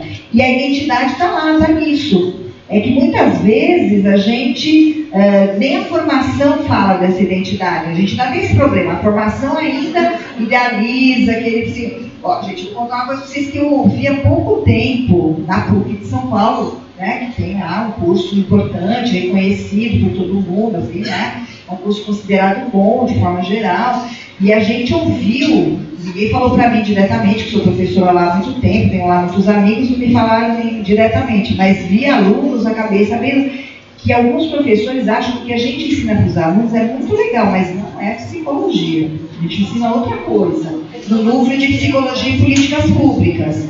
Claro, porque a gente não ensina o aluno a fazer a psicoterapia individual de consultório. Não estou nem falando individual, estou falando aquele modelo do profissional liberal.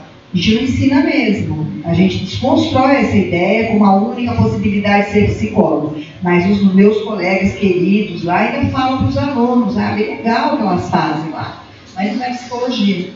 Então veja, né? Aí a gente fala, não, eu vou fazer psicologia, acho que vocês é que não fazem mais a psicologia que interessa, quando não percebem outras possibilidades. Então, eu falei o movimento inverso, só para te provocar, de afirmar, temos uma identidade, que não é essa, que precisa ser desconstruída desse ideal e de uma coisa assim, que tão específica, que só pode se passar entre quatro paredes no meu consultório, que é uma possibilidade. Não estou nem dizendo que essa prática não é importante, estou dizendo que ela é só uma das muitas possibilidades da atuação de psicologia. Oi? Essa é a minha guerra lá. E mostrar essa outra possibilidade. Exatamente. Você fica lá, às vezes, brigando sozinho, o conselho tutelar. Psicoterapia individual, você fala, não, psicoterapia, vou chamar de promotor.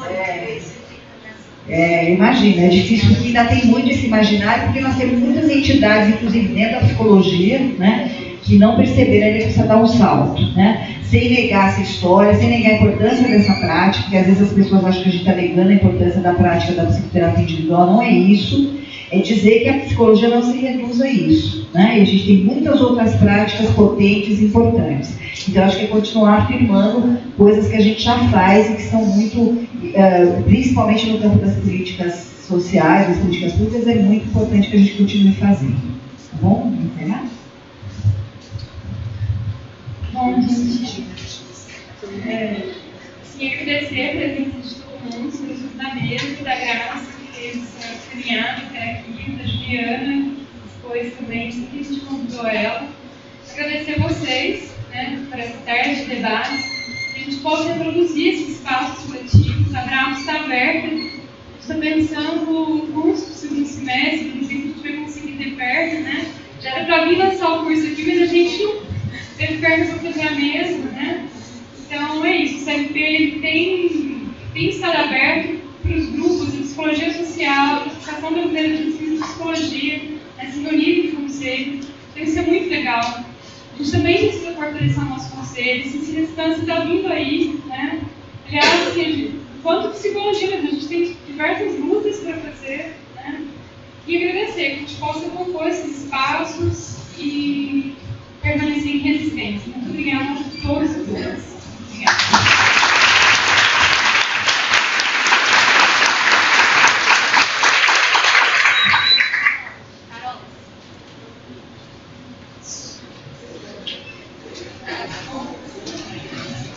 Você poderia só divulgar para o pessoal o evento nosso que vai ter em Mogi Guaçu semana que vem, fazendo um favor? Pessoal, tem gente que quer fazer a divulgação de um evento. Peraí, por onde que eu vou? Aqui, ó.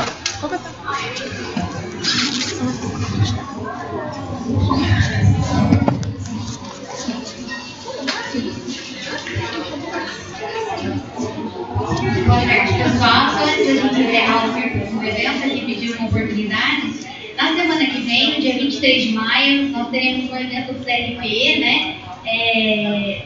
Do grupo do SUAS, de Campinas, na minha cidade, Mogi Guaçu, sobre o SUAS. Então, a psicologia do SUAS, construindo práticas de organização em tempo de desmonte. O evento é gratuito e fica o convite para todos os colegas da região participarem conosco e nos ajudarem também a fomentar esse debate em Mogi Guaçu. Obrigada.